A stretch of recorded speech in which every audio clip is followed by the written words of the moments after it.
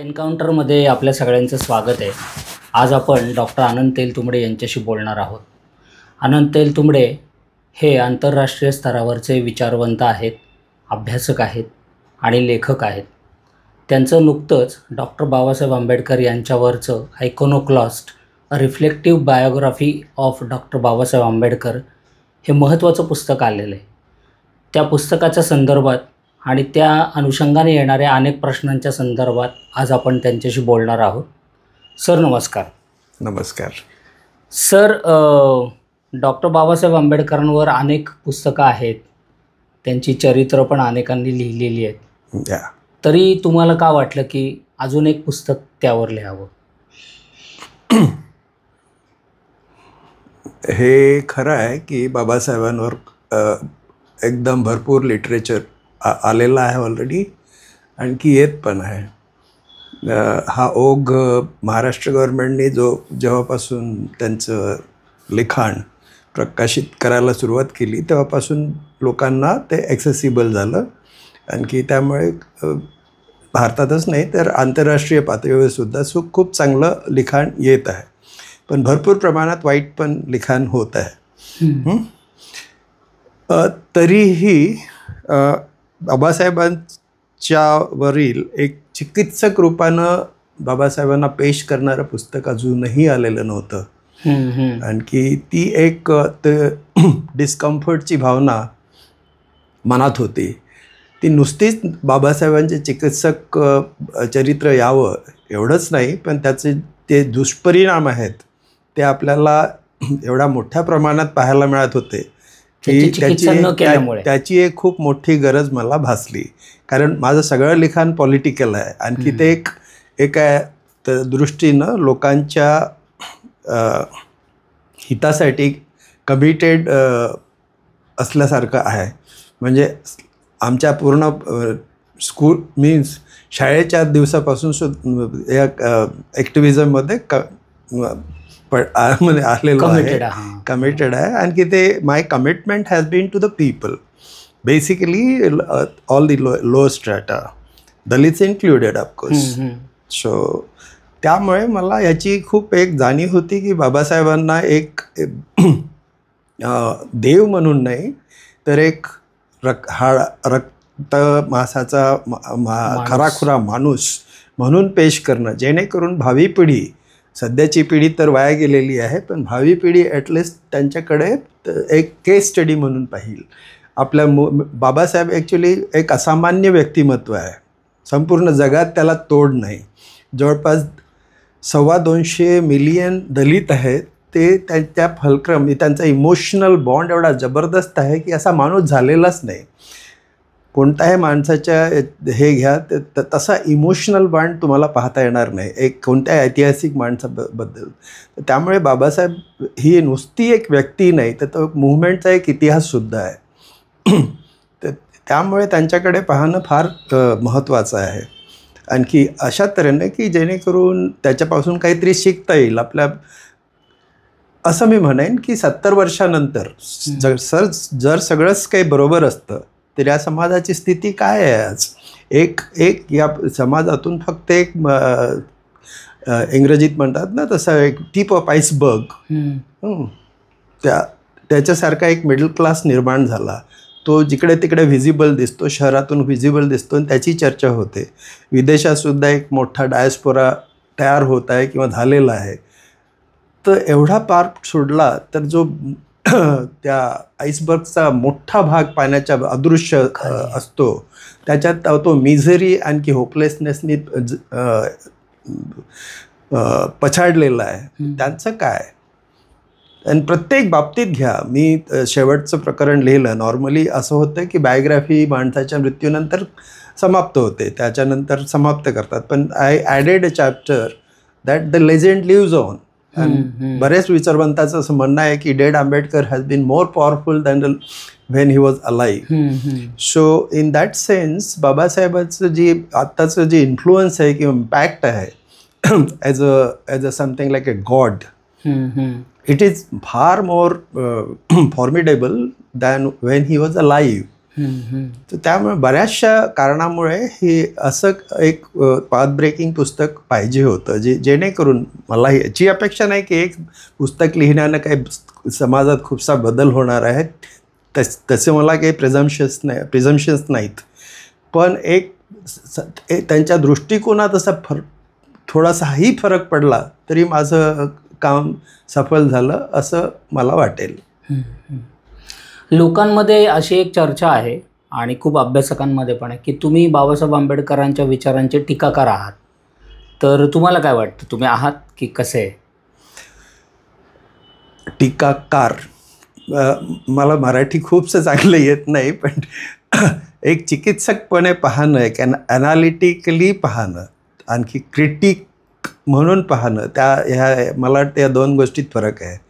तर I would say that I belong to formal part. कोणत्याही गोष्टीला चिकित्सकपणे पाहणं म्हणजे ॲनालिटिकली पाहणं मला जास्त भावते.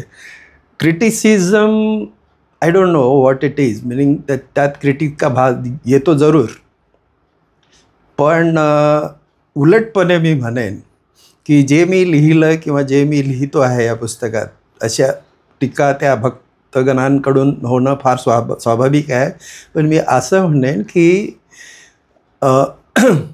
मी कालच मद्रासवरून आलो, परवा होतो मद्रासमध्ये, त्या एका पब्लिक मीटिंगमध्ये सांगितलं की in my making the sole influence has been Babasaheb Ambedkar, period. Okay, कारण आम्ही लहानपणापासून आमचं वातावरण असं बाबासाहेबांना भारलेलं होतं. आणखी आम्हाला त्यावेळेस काही म्हणजे माहीत नव्हतं, एक पेजसुद्धा नव्हतं बाबासाहेबांवर धड वाटण्यासाठी, फक्त फोकलोर होती. आणखी घरात सांगण्यात येत होतं की शाळेत का जायचं वगैरे, म्हणजे की बाबासाहेब बन, बस तेवढंच. आता बाबासाहेब बन याचा काय अर्थ होतो काय माहीत नव्हतं. की बाबासाहेबांविषयी असं बोललं जात होतं फोकलोअरमध्ये की खूप हुशार माणूस, रस्त्यावरच्या दिव्याखाली अभ्यास करून एवढा मोठा झाला. तर आम्ही तेवढंच फक्त इम्बाईब केलं नकळतपणे. आणखी I have been all through one of the toppers right in my academic career. I have not been just like that. So I don't think any other person is bigger follower than me.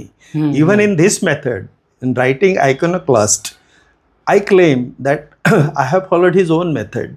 The way he writes, Buddha and Dhamma, जी method त्यांनी आत्मसात केली बुद्धांविषयी, की जे काही त्याचं folklore झालं किंवा बुद्धाची स्टोरी झाली आहे, त्याला त्यांनी रॅशनॅलिटीच्या शिवमधून गाळून त्याचा जो अर्क आहे तो त्यांनी फक्त बुद्धा आणि धम्मामध्ये स्वीकारला. आणखी बाकीच्या गोष्टी त्यांनी टाकून दिल्या.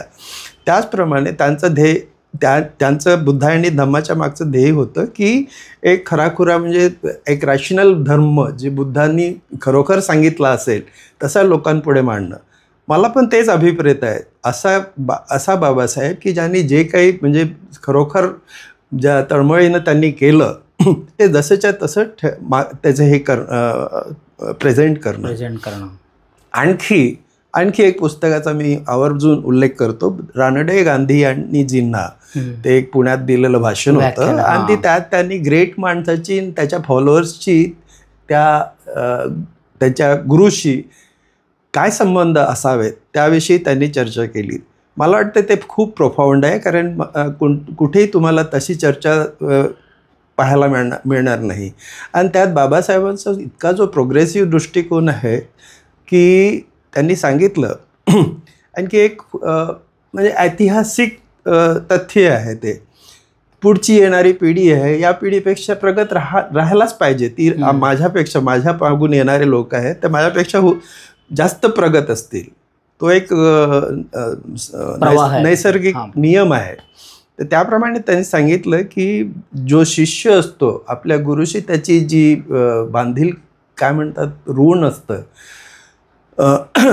तर ते एवढंच असते की त्यांनी सांगावं की thank you for hand holding me, providing your shoulder that I could see farther.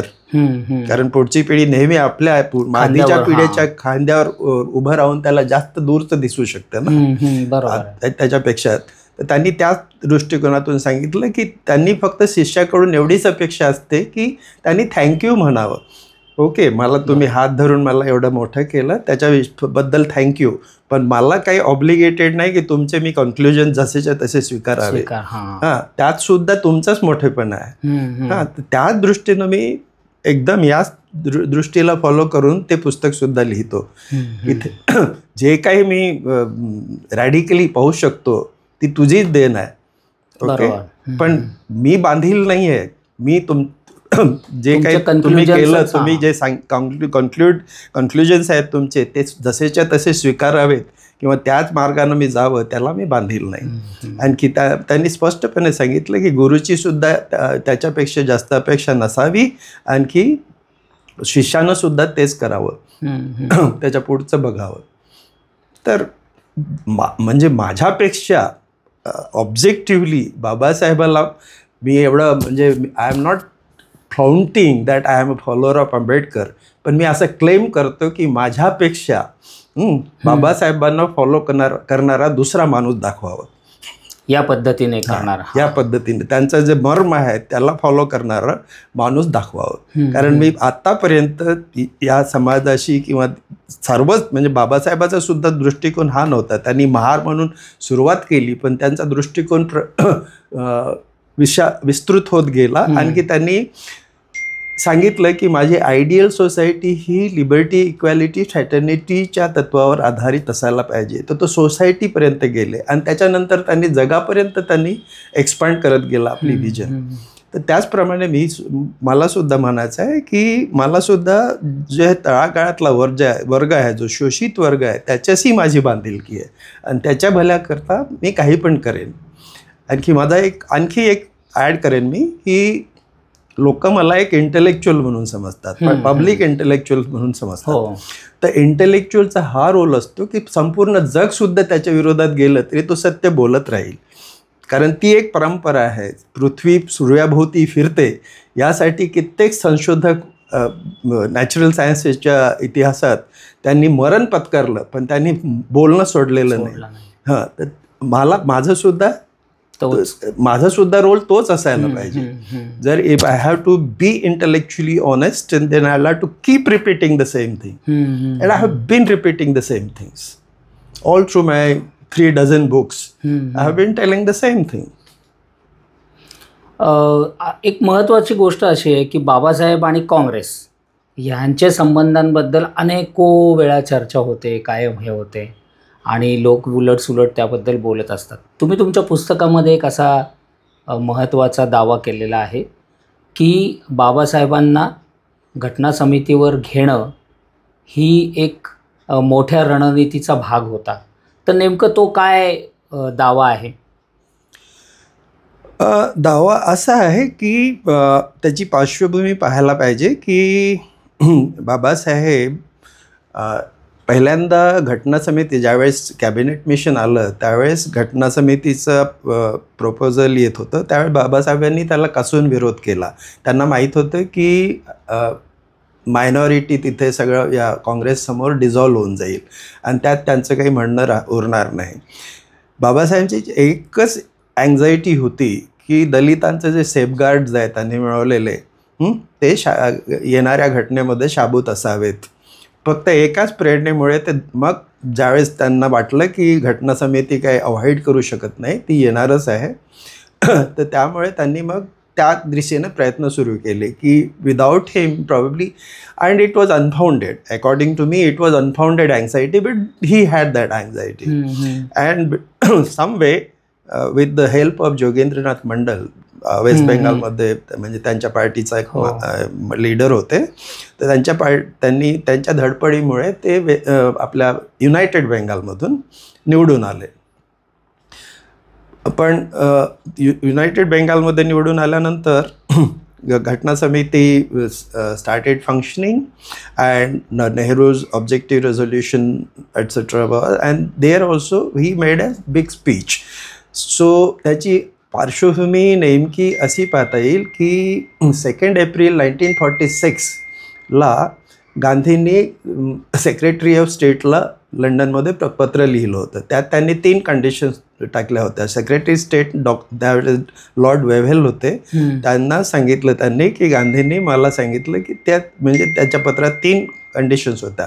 पहिली कंडिशन होती की सगळ्या डिटेन्यूज आहेत त्यावेळेस पकडले होते ना लोक, त्यांना सोडून देण्यात यावं. दुसरी कंडिशन होती की साल्ट टॅक्स आहे तो अबॉलिश करावा. तिसरी कंडिशन होती बाबासाहेबांना व्हाईसरॉय एक्झिक्युटिव्ह काउन्सिलमधून डिसमिस करावा. हां, डिसमिसल ऑफ आंबेडकर. तर Gandhi was so cut up with Ambedkar. Now coming to Nehru, Patel and Azad, that constituted Congress oligarchy. त्यामध्ये not a single man actually had a love lost for Ambedkar. Nehru was all through disliking Ambedkar. Patel also disliked Ambedkar. पटेलनी असं declare केलं होतं की आंबेडकरांसाठी घटना समितीची दारच नाही तर खिडक्यासुद्धा बंद केलेल्या आहेत. असं पब्लिक स्टेटमेंट दिलेलं होतं. आझादविषयी मला जास्त माहिती नाही मिळाली. आझाद आणखी बाबासाहेबांचे काय संबंध होते, पण he was not as influential as Nehru and Patel. They were the Gandhi's lieutenants. And so this was the thing. But जानेवारी ते एप्रिलमध्ये बाबासाहेबांना माहीत झालं होतं की पार्टिशन वॉज अनअवॉइडेबल. कॅबिनेट मिशनचं निर्णय म्हणजे इन्फरन्सेस होते, त्यांना माहीत होतं सगळं.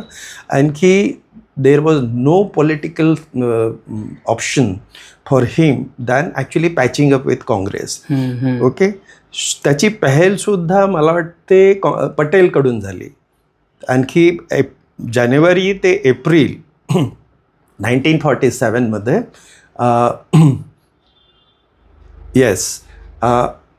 त्यांच्या वाटाघाट्या सुरू झाल्या. इव्हन की पेपर्समध्ये सुद्धा, त्या काळच्या पेपर्समध्ये सुद्धा अशा हेडलाईन्स आहेत की Ambedkar is trying to patch up with Congress. So this kind of thing. Initially, Gandhi was not very hopeful. आणि त्यांनी पटेलना लिहिलं सुद्धा की मला नाही वाटत की he would budge from his thing because he is so ardent anti-Congress. पण नंतर मग त्यांनी सांगितलं की पटेलनी पॅचअप झाल्यानंतर मग Gandhi also relented and said that yes I think that is a very good move and you get him along.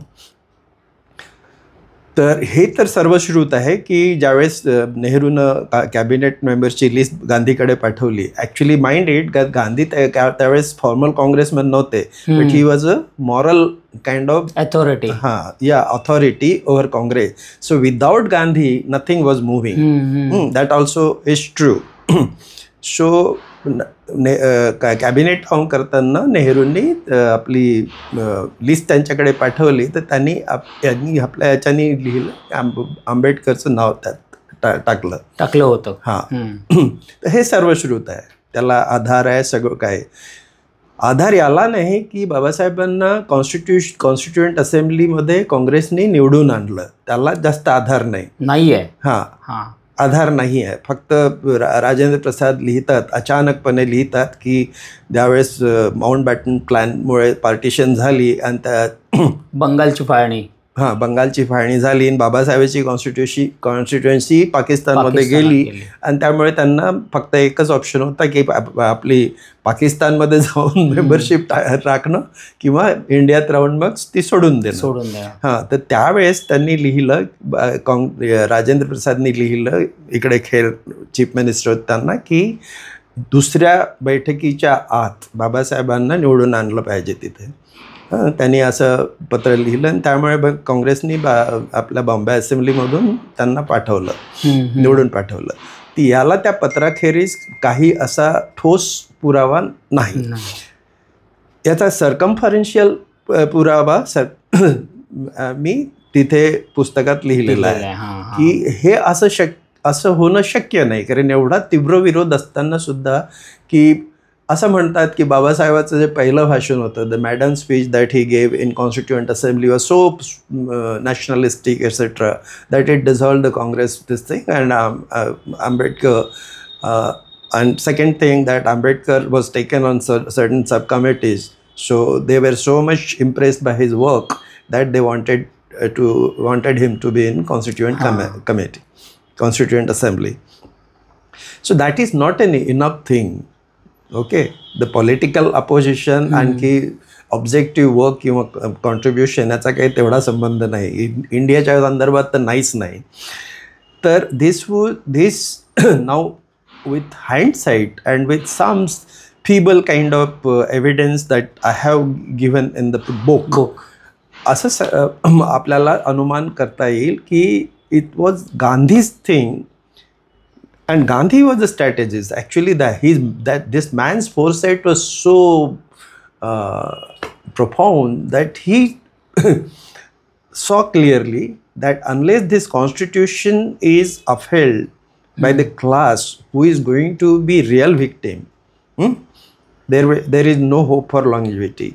कारण पूर्ण जग बोंबलत होतं त्यावेळेस की भारत स्वतंत्र झाला, पण भारताच्या स्वातंत्र्याविषयी कोणालाच पॉझिटिव्ह होप्स नव्हत्या त्यावेळेस. आणि सगळ्यांनाच तसं वाटत होतं की इतका डायव्हर्स देश वगैरे वगैरे हे एकत्र धरून ठेवणं वगैरे वगैरे सगळेच लोक म्हणजे निगेटिव्हली बोलत होते, किओस होईल नंतर. And even Congress was not very confident, but Congress was mostly an urban phenomena and they did not have a clue about Indian villages. तर हे सगळं काही असताना मग हे फक्त गांधीच करू शकत होते. तर माझं असं अनुमान आहे, आणि त्याला मी थोडासा पुरावा दिलेला आहे. मी ॲडमिट केलं की याला ठोस पुरावा नाही, तर त्याच्यात काही विशेष वाद नाही आहेत. कोणी मला माझं घ्यावं किंवा टाकून द्यावं ते दॅट इज ओके. बट त्याला एका रॅशनल लेव्हलवर फक्त असंच बोलता येईल की neither Nehru nor Patel nor Azad nor Prasad, none was actually so much enamored with Ambedkar that they will welcome in constituent assembly just like that. Gandhi फक्त गांधीची एक विजन असू शकते की त्यांचा शब्द कोणीही टाळणार नाही, आणि त्या माणसात all through he had such a farsight that he knew that this longevity of constitution would depend upon the emotional bond of the oppressed people with the constitution. Unless that is sort of ensured, the constitution might not last. Okay, so and there was no other person than Ambedkar. म्हणून त्यांनी constituent असेंब्लीमध्ये निवडून आणलं. आणि बाबासाहेबांनी स्वतःच आश्चर्य केलं की कॉन्स्टिट्युएंट असेंब्लीमध्ये एक मेंबर म्हणून निवडून आणण्यात काही जास्त नव्हतं. त्यांना ड्राफ्टिंग कमिटी, जी की one of the most important committees बनणार होती, त्याचं त्यांनी चेअरमन केलं. तर बाबासाहेबांनी सुद्धा आश्चर्य व्यक्त केलं त्याच्यासाठी, कारण त्यांना तिथपर्यंत त्यांची मजल सुद्धा इमॅजिनेशन नव्हती गेली की त्यांना त्या ड्राफ्टिंगच्या कमिटीचं चेअरमन बनवतील. तर हे त्याच्या मागचं मोठं गॉड बंगाल आहे. कारण ते झाल्या बाबासाहेबांना एक chief architect of the constitution सारखे बिरुद लागायला लागले, आणि त्याचा हवा व्हायला लागली. सो दॅट असं इम्प्रेशन पसरण्यात आलं की ही कॉन्स्टिट्यूशन फक्त बाबासाहेबांनी लिहिली. कॉन्स्टिट्युएंट असेंब्लीमध्ये ते कॉन्स्टिट्युएंट असेंब्ली होती, तिथे सगळं डिस्कस होत होतं. पण तुम्हाला आठवेल, ग्रॅनविल ऑस्टिन नावाचं एक माणूस आहे, त्याचं जे सेमिनल स्टडी समजलं जाते, the making of an Indian constitution, त्यामध्ये त्यांनी सरळ लिहिलं आहे की not a single word entered the constitution without Congress approval of the Congress oligarchy. आणखी त्यात सुद्धा त्याच्या 4-5 स्टेप्स होत्या. तिथून प्रत्येक गोष्ट नुसत्या कॉन्स्टिट्युएंट असेंब्लीमध्ये डिस्कस झाल्यानंतर प्रत्येक प्रपोज्ड वर्ड आहे तो ह्या फिल्टर होत होता. Sub committee, Congress ministry, and then Congress parliamentary party, and ultimately Congress oligarchy, या तिघाकडे जात होता. त्यांनी अप्रूव्ह केल्याशिवाय कोणताही शब्द कॉन्स्टिट्यूशनमध्ये गेलेला नाही. आणि आणखी त्यामुळे 2 वर्षाआत बाबासाहेबांना इतका असा पब्लिक युफोरिया झाला होता ना की oh you are the maker of the constitution, then chief architect of the constitution, अशासारखे सगळं युफोरिक प्रेझेस शॉवर होत गेलं त्यांच्यावर. त्याच्या 2 वर्षाच्या आत बाबासाहेबांनी राज्यसभेत हे करताना सांगितलं की you call me maker of the constitution but I was used as a hack. Whatever they decided, I had to write it down. Okay? And he added that I would the first person to burn it out. This constitution is of no use to anyone. So he had many sorts of personalities kind of thing. Sometimes he would speak the truth. Sometimes he would. So you can find out like Poona pact झाला होता. पुना पॅकच्या वेळेस काय आहे की Poona pack त्यांनी resist केला. इतक्या public pressure, death threats अशा सगळं काही येत होतं, पण त्यांनी त्या कॉम्प्रोमाइज नाही केलं. पण खूप प्रेशर झाल्यानंतर त्यांनी साईन केलं. त्यांना माहीत नव्हतं की what were the terms. When the terms were put forward, so he was surprised because as against 71 or odd seats, the Pune Pact granted him 178, more than double. So he was quite happy. Okay, so he even said in the merchant chambers मध्ये त्याच्यानंतर सभा झाली त्यात त्यांनी सांगितलं सुद्धा की हेच समजा ह्याच ॲटिट्यूडने गांधी तिथे वाजले तर एवढं रामायण व्हायची काय गरज होती. इतकं ते खुश होते. दुसऱ्याच दिवशी त्यांनी बदलून सांगितलं की मला फसवलं ह्याच्यात. तर this kind of thing R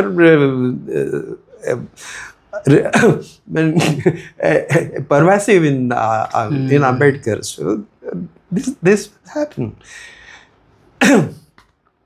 आता आपण हेच थोडीशी जर गोष्ट पुढे नेली तर आपण दलित राजकारणाबद्दल जर बोलायचं ठरलं तर गेल्या 2-3 निवडणुका पाहता संसदीय राजकारणामध्ये दलित राजकारणाची ससे होलपट झालेली दिसते का तुम्हाला?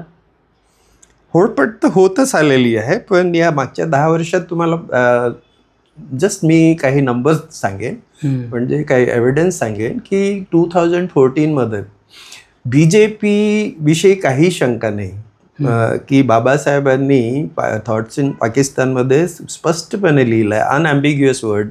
तर ह्या देशात समजा हिंदू राष्ट्र आलं म्हणजे हा देश समजा हिंदू राष्ट्र झाला तर त्याच्यापेक्षा मोठं संकट असणार नाही. आणखी त्यामुळे ते ते न येवो यासाठी कोणतीही किंमत लोकांनी दिली पाहिजे. त्यावेळेस जनसंघ वगैरे एक मार्जिनल फोर्स होते बाबासाहेबांच्या काळात. RSS सुद्धा तेवढं काही प्रचलित नव्हतं. सॉरी. तर त्यामुळे त्यांचे स्पष्टपणे in relation to RSS, Hindu Mahasabha किंवा जनसंघ याच्याविषयी तेवढं काही हे नाही, पण त्याचे कम्युनल पॉलिटिक्स त्यांनी त्याच्याशी असोसिएट केलेलं होतं आणि त्याच्याविषयी असे उद्धरणं आहेत. कमीत कमी 6 ठिकाणी मला दिसलं आहे की त्यांनी त्या स्पष्टपणे त्याला नाकारलं. याविषयी सुद्धा दलितांमध्ये काही विशेष वाद नाही आहे की BJP बेसिकली RSS, BJP किंवा हिंदू महासभा हे ब्राह्मणिक पार्टी आहे.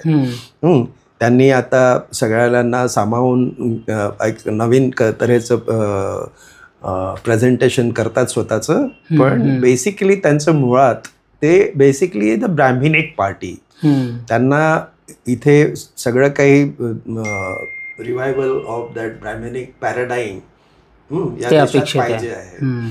तो काय असतो की जे काही सांगितलं आहे त्यांना त्याच्याविषयी खूप प्राईड आहे की ते आधी होतं तेच बरोबर होतं वगैरे. त्या घटना किंवा फ्लॅग पासून तर सगळ्या गोष्टीपासून ते बोलत राहिलेले आहेत. त्यांचे 1000 तोंड आहेत, ते बोलतात, पण ते RSSचं मुखपत्र वगैरे आहे जे पॅरेंट ऑर्गनायझेशन आहे तिचा समजा आपण कॉन्टेक्स्ट घेतला तर हे स्पष्ट आहे.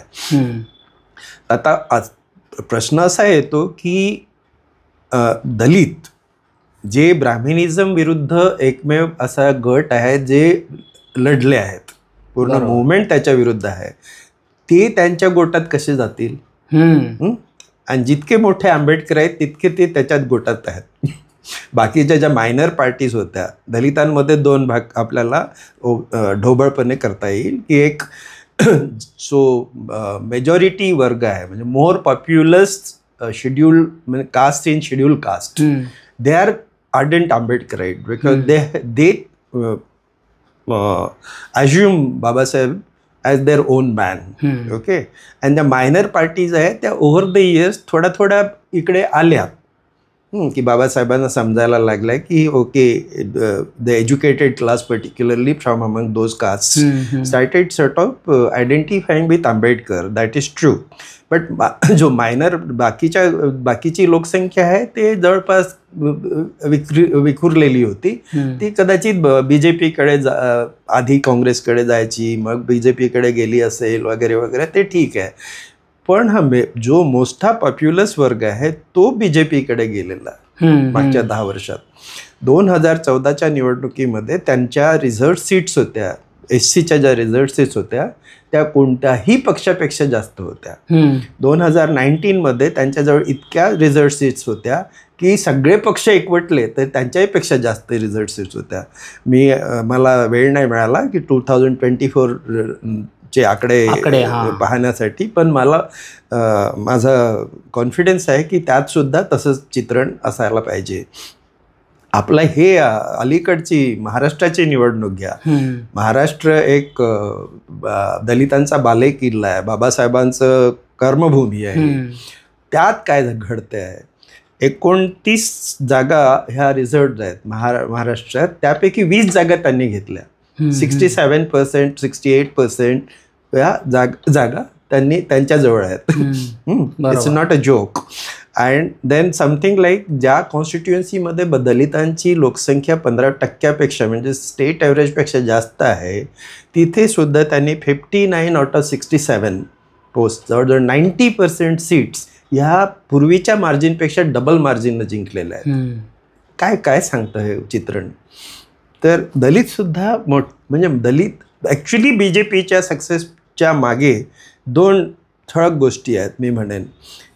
एक त्यांचं सक्सेस आहे की OBC जो वर्ग आहे, जो ज्याला मोस्ट पॉप्युलस बँड म्हणता येईल, एक कास्टच्या टर्ममध्ये मोस्ट पॉप्युलस बँड म्हणता येईल, त्याचं त्यांनी हिंदुत्वायझेशन केलं किंवा ब्राह्मणायझेशन केलं. त्या एकच गोष्टी आहेत जवळपास. तर हे त्यांचं मोठं सक्सेस आहे. आणखी दुसरी गोष्ट ही आहे, आणखी ती आश्चर्यकारक आहे, कारण पहिलं होणं फार स्वाभाविक होतं, कारण OBC दलितांच्या सानिध्यात असतात. आणखी त्याचं सोशल इस्टीम दलितांनी खाली राहण्यावर अवलंबून आहे. ओके, तर त्यात ते कॉन्ट्राडिक्शन आहे, सोशल कॉन्ट्राडिक्शन आहे. त्यांचं जिकडे त्यांना कोणीतरी ब्राह्मणांनी समजा एम्ब्रेस केलं किंवा सर्टिफिकेशन द्यायला आपण, तर ब्राह्मणांनी किंवा ब्राह्मणिक पार्टीने त्यांना समजा काही आमिष दाखवलं ना, आपला समजला, तर त्यांना खूप भूषण नावं, तर त्यांना सहजपणे तिकडे जाता येईल. सगळ्यात मोठी गोष्ट, आश्चर्यकारक गोष्ट ही आहे की दलितांनी BJPकडे जाणं. आणि आता मग त्यात साहजिकपणे ते आपल्याला चिकित्सकपणे पाहावं लागेल की का जातात, का गेलेलं आहे. ती याचं मूळ असं कोणाला वाटेल की सिम्प्लिस्टिक वाटेल, पण याचं मूळ फक्त याच्यात आहे की या इलेक्टोरल पॉलिटिक्समध्ये आंबेडकरचं आयकॉन जे आहे त्याचा कसा या पॉलिटिकल क्लासनी यूज केलेला आहे, मिसयूज केलेला आहे. सो आधी तुम्ही बघा, महाराष्ट्राच्या संदर्भात पाहतो म्हटलं तर बाबासाहेबाच्या काय म्हणतात महापरिनिर्वाणानंतर जवळजवळ 10 वर्ष Ambedkar face neglect from this mainstream parties. तो काळ सोडून द्या, 47पर्यंत कॉलोनियल स्टेट होतं इथे, आणि बाबासाहेबांनी त्या कॉलोनियल स्टेटच्या कॉन्टेक्समध्ये त्यांनी बरीचशी प्रोग्रेस झाली, त्यांना महत्त्व मिळत गेलं, त्यांच्या कॅबिनेटमध्ये सुद्धा गेले वगैरे वगैरे. पण स्वातंत्र्य मिळाल्यानंतर जो पोस्ट इंडिपेंडन्स काळ आहे तो बाबासाहेबांना फक्त फ्रस्ट्रेट करण्यात गेलेला आहे. त्यांचं फक्त फ्रस्ट्रेशन झालेलं. ओके, तो नेहरू कॅबिनेटचा भाग, आणखी कॉन्स्टिट्युएन्शनचा भाग सोडला तर बाबासाहेबांना एवढं फ्रस्ट्रेशन होतं की त्यांना रिझाईन करावं लागलं नेहरू कॅबिनेटमधून. कॉन्स्टिट्यूशनचा भाग आहे, त्यांना डिसोन करावा लागला इन हार्शेस्ट पॉसिबल वर, की ही कॉन्स्टिट्यूशन हे कोणाच्याच कामाची नाही, मी जाळून टाकीन याला असं म्हणावं लागलं. तर सगळा फ्रस्ट्रेशनचा भाग तिथून सुरू होतो. All right. So after his death 10 वर्षेपर्यंत परत त्यांना निग्लेक्ट सहन करावं लागली. ओके. की म्हणजे बाबासाहेबांना कोणा हे नव्हतं करत. त्याच्यात मी पुस्तकात लिहिल्याप्रमाणे जिथे त्यांचं क्रिमेशन झालं ती जागा BMC द्यायला तयार नव्हती. तिथे ते बांबूचं बॅरिकेड केलेलं होतं 10 बाय 12 वगैरे, जे काही एक्झॅक्टली तिथपर्यंत. आणखी माझी बायको वगैरे सांगते की फक्त फॅमिली मेंबर्स, आणखी एक्सटेंडेड फॅमिली मेंबर्स एवढ्यांना तिथं परवानगी. फक्त 100 किंवा म्हणजे शेकड्यात मापता येईल, 100, 200, 500 असे लोक त्या 6 डिसेंबरला जाऊन तिथे आपल्या रिस्पेक्ट पे करून यायचे. आज बघा तर it exist 2 million people. Okay. आता याचं कारण काय आहे? Over the years why Ambedkar became so important. So I give typically reason. त्याच्या आधीच्या पुस्तकात सुद्धा मी एक्सप्लिसिट केलेलं आहे, पण बऱ्याच it doesn't get across you know. यातला रिझन्स होते की पॉलिटिकल इकॉनॉमी या देशाची चेंज झाली, and not a bloody handful of intellectuals also marked that actually entirely changed the complexion of the society. या पहिल्या दशकामध्ये जवळपास 60s पर्यंत. 50 मध्ये आपण रिपब्लिकन झालो, 50 आणखी 60 या 2 दशकं धरू शकतो. त्यात काय झालं की बेसिकली लँड रिफॉर्म्स आणले यांनी, लँड सेलिंग ॲक्ट्स वगैरे प्रत्येक याच्यात, and variously they were implemented. त्यात लँड रिफॉर्म्सनी हे केलं, कागदावर तर खूप चांगलं दिसतं की लँड रिफॉर्म झाले वगैरे वगैरे, आणखी लँड रिफॉर्म जसं रिझर्वेशन आणणं त्यांना भाग होतं. I use the word misfounded anxiety. It is in that context, because reservation काही त्या लोकांनी नाही आणलं, त्या कॉलोनियल स्टेटनी आणलं होतं. 35 गव्हर्नमेंट ऑफ इंडिया 1935 ॲक्टमध्ये रिझर्वेशन आणलं. त्यांनी त्यावेळेस शेड्यूल बनवला होता, जो शेड्यूल ॲक्च्युली क्लोज शेड्यूल होता, त्यात ओपनिंगची जागा नव्हती. त्यांनी इंट्रिकेट सर्वे करून जे काही अनटचेबल कास्ट होत्या त्यात त्यांनी सामावल्या. आणि एक kind of a quasi class, may be not known to anyone else, but there is a quasi class whose umbilical cord with the Hindu caste system was snapped. Okay. तर ज्यावेळेस त्यांनी untouchability constitution असेंब्लीमध्ये outlaw केली, त्यावेळेस त्या caste सुद्धा outlaw करायला पाहिजे होती. बाबासाहेब सुद्धा म्हणाले आधी आणि नंतर की अनटचेबिलिटी कास्ट असून अनटचेबिलिटी कशी जाईल. Actually, caste should be annihilated. No, untouchability is an aspect of caste system. It's not entire. How can untouchability be abolished if the caste survive without caste being abolished? पण त्यांनी हे सगळे चालबाजी करत राहिले. Okay. Caste का survive झाल्या तर रिझर्वेशनमुळे, कारण आम्हाला सोशल जस्टिस करायचं आहे. Caste actually could have been abolish right there when they thought of abolishing untouchability. ते करू शकले असते, provided the schedule was kept locked. त्यात आणखी ह्या क्लृप्त्या करण्याची गरज नव्हती की कोणा त्याच्यात ॲडिशन करायची किंवा डिलिशन करायची, म्हणजे ते लॉक होतं ते ओपन केलं त्यांनी. आणि दुसरी गोष्ट त्यांनी केली की हे रिझर्वेशन प्रॉलिफरेट केलं. पहिल्यांदा शेड्यूल ट्राईबला केलं, मग OBC केलं. त्यांना माहीत पण नव्हतं की हे कोण लोक आहेत, कसं ओळखायचं त्यांना. इवन शेड्यूल ट्राईबला सुद्धा अशी ठळक अनटचेबिलिटी सारखी क्रायटेरिया नव्हती, तर त्यावेळेस they should have thought about it. Actually these were the intrigues that was being played and nobody notice them, and today also they do not notice. So this is the tragedy of our intellectualism, की बाबासाहेबांना 10 वर्षापर्यंत neglect केलं. आणि त्यांनी आता जे आपल्याला चैत्य दिसतंय त्यांच्या क्रेमेशनच्या जागी, तो चैत्य यशवंतराव आंबेडकर ज्यावेळेस ते भारतीय बौद्ध महासभा वगैरे the minor kind of thing post Ambedkarite politics किंवा मुवमेंटमध्ये, तर त्यांनी एक मार्च काढला होता महू ते मुंबई, आणि तिथे लोकांकडून स्मॉल चेंज करून त्यांनी त्या पैशानं असं म्हणतात की तो चैत्य बांधला आणि तिथून मग पण इमिडिएटली ते झालं नाही. तर 60च्या नंतर जे ह्या पॉलिटिकल चेंजेस झाले त्याच्यामुळे इलेक्टोरल पॉलिटिक्स कॉम्पिटिटिव्ह व्हायला लागलं. कारण एक वर्ग निर्माण झाला. काँग्रेसला ॲक्च्युली काँग्रेसचं इंटेन्शन तेच होतं लँड रिफॉर्मच्या मागे, की त्यांना शाश्वती नव्हती खेड्यांबद्दल, तर तिथे एक वर्ग निर्माण करणं त्यांना गरजेचं होतं जो काँग्रेसचा ॲली राहील. पण ग्रीन रिव्होल्युशनच्या प्रोडक्टिव्हिटी गेन्समध्ये वगैरे त्यांना श्रीमंती आली आणि त्याच्यातले काही मुठभर लोक आहेत त्यांच्या पॉलिटिकल ॲस्पिरेशन्स वाढायला लागल्या, कारण जातीचा संबंधानं त्यांना एक मोठा ब्लॉक बनतो ना तो, त्याच्यामुळे त्यांच्या पॉलिटिकल ॲस्पिरेशन्स वाढत गेल्या. आणखी पूर्ण मग राजकारण जे अर्ली 70s वगैरे पासून पाहायला मिळेल आपल्याला की electoral politics becomes very very competitive. Okay, and as a result the importance to the vote bank starts coming in and being spoken about. So Dalit becomes a very, very attractive, very lucrative kind of vote bank, because Dalits were organized already under the Ambedkarite movement, and that becomes a very, very viable vote bank for all the political class to try out. And Ambedkar thereby becomes meaning gets iconized. कारण हे सगळे 225 million आजची संख्या पूर्ण हा दलित समाज आहे, एक आंबेडकरच्या आयकॉनच्या मागे पूर्ण फिरवल्या जाऊ शकतो. इंग्रजीत मी म्हणालो होतो की it's becomes a fulcrum around which the entire 225 million people could be told. So this is the importance of Ambedkar. It can be distinctly said because no political party has anything to do with.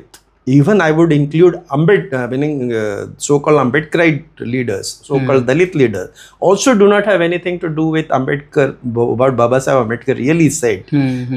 They also behave the same way as any other political class.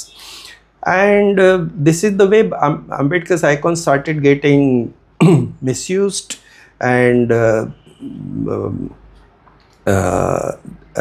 Dalit masses being abused. They started inducing in them a devotion. When state started promoting everything. Now take an example of Rajguru. After our marriage, we used to occasionally come here. So there used to be stray people, as they come for Chaitya Bhumi, the stray people used to come this side also, and you could count them maximum something like 20s, 30s, maybe 100. Okay, हे म्हणजे आमचे स्वतःचे experiences आहेत. एवढेच लोक यायचे experiences आहेत. Rajguru was not on that kind of map, So now over the years, after you take my word for it, that after a couple of years probably these roads would be closed. Now this such a congregation happens here. Why? Because now state supports it. Everything, the building gets whitewashed. There is lighting already gets done there, all focus light. There is a screen erected there. Then there is a pandal and all sound system, and they create an atmosphere that आओ यहाँ पे. And people then start coming. चैत्यभूमीचं घ्या. चैत्यभूमीमध्ये समता सैनिक दलापेक्षा कोणालाही तिथे wow नव्हता. Police वगैरे फक्त रोडवर असायचे, पेरिफेरीवर असायचे. आज ते मला वाटते खैरलांजीच्या आंदोलना वगैरे पासून काहीतरी झालं होतं, आणि तेव्हापासून पूर्ण स्टेटनं त्याला टेक ओव्हर केलं. तर ते चैत्य आहे तिथे सुद्धा म्हणजे जवळजवळ समता सैनिक दलाचे लोक मार्जिनलाइज होतात, ओव्हरपॉवर करतात पोलीस लोक. कारण एकामागून एक नुसतं ह्या VIP हे पॉलिटिशियनचा भरणा जातो तिकडे, एकामागून एक, आणखी मग त्याच्या मागे पोलीस, आणखी ते मैलोन मैल लोक रांगेत असतात, त्यांना काही वाव नसतो, त्यांना ब्लॉक करण्यात येते, आणखी ह्या लोकांना मग वाव मिळतो. ते सगळे नीळ टोप्यावाले एकीकडे जातात आणि सगळं काही that becomes a state control you know. आणि त्यांनी पूर्ण शिवाजी पार्क मग अवेलेबल करून टाकला की या इकडे. पूर्वी मी जवळपास 70s आलो इकडे मुंबईत आणि त्यावेळेस आम्ही पाहायचं तर त्या दादर चौपाटीच्या याच्यात पाणी नसायचं. ते त्या वाळूवर आणखी त्या मागच्या बाजूला वगैरे तिथे फक्त गर्दी असायची. बरोबर. तीच चैत्यभूमीची कॉंग्रिगेशन होती. आता पूर्ण शिवाजी पार्क आणखी सगळं काही. And this becomes a promotion. Modi BJPच्या याच्यात काय झालं की मोदी आल्या काय केलं त्याने की तो लोटांगण घातलं बाबासाहेबाच्या मूर्तीपुळे की मी पंतप्रधान झालो फक्त बाबासाहेबामुळे, हा माझा देव आहे, कॉन्स्टिट्यूशन माझं होली स्क्रिप्चर आहे, ह्या भाषेत तो बोलतो. बाबासाहेबांनी जिथे जिथे पाय ठेवला तिथे मी पंचतीर्थ नाही जे काही ठिकाण होते तर पंचतीर्थ निर्माण केलेच त्यांनी. पण जिथे तिथे त्याचा तो एक समाज कल्याण मंत्री होता, राजस्थानचं नाव नाही येणार, तर त्याने तर सांगितलं की जिथे जिथे बाबासाहेबांनी पाय केला we will be grandly memorializing that.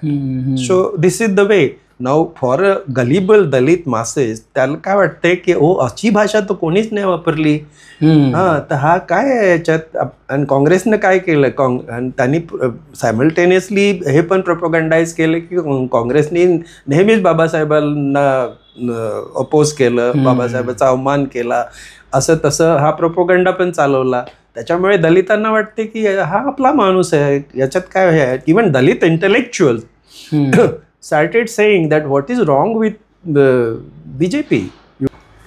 माझा पुढचा प्रश्न असा आहे की आपण असं बघतो की आजच पेपरमध्ये बातमी पण आली आहे की चैत्यभूमीवर खूप पुस्तकांची विक्री झाली आणि हे आपण नेहमी सातत्याने ऐकतो की खूप पुस्तकांची विक्री होते, म्हणजे दलित समूह खूप पुस्तकं विकत घेतो असं दिसतं.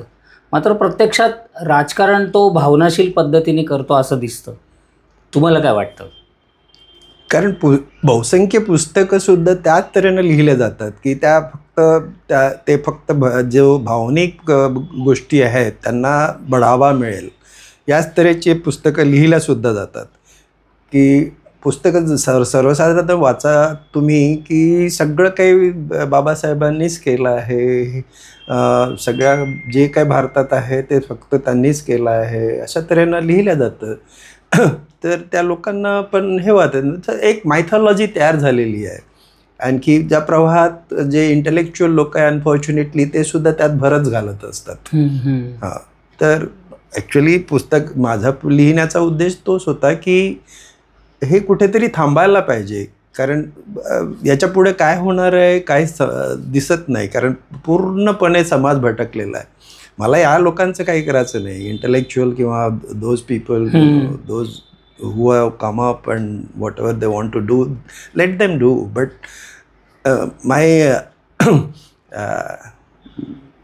I feel very sad seeing these people, you know, they do not know anything and ते फक्त भक्तिभावानं लोटांगणं घालणं त्यांना माहीत आहे ना, ऑल दॅट. काय करणार. काल मी इथे दरवाजावर जस्ट एक माझ्याकडे खूपसे लोक भेटायला येतात, मग तिथे मी त्यांना सोडायला गेलो. त्या दरवाजावर एक मोठा घोळका बसला होता, जवळजवळ 6च्या नंतर आलेला. तर त्या 6 वाजता ते म्युझियम आहे इथे एक लहानसं, ते बंद होतं.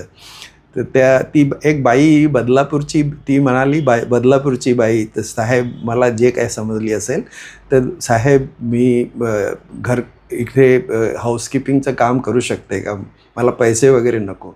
हा ही भावना नाही, मी झाडू मारेन वगैरे वगैरे. हां, तर म्हटलं बदलापूरवरून कसे याल तुम्ही? नाही येईन मी, फक्त मला मिळेल का काम. आता ह्या भावनेचं काय कसं याला हाऊ डू यू इंटरप्रेट दिस. एकदम इतकं वाईट वाटतंय की काय करणार. एक शेवटचा प्रश्न मला असं विचारायचं आहे की आपण बाकीच्या खूप गोष्टींबद्दल बोललो, पण आपण हा एक देश म्हणून सामाजिकदृष्ट्या आणि राजकीयदृष्ट्या नेमकं कुठे चाललो आहे? मला वाटते याचं फाउंडेशनच चुकीचं आहे. तर हे 70 वर्षानंतर घडलं ते घडणारच होतं माझ्या मते, असंच दिसतं. कारण यात पूर्ण याचं फाउंडेशन खूप त्याच्यात इंट्रिग्ज आहेत बऱ्याचशा गोष्टी आहेत. कितीतरी लिहायचं होतं मला आणि ते आधीच खूप लिहिलं होतं आणि ते to edit down to single volume वगैरे तर ते पुस्तक झालं.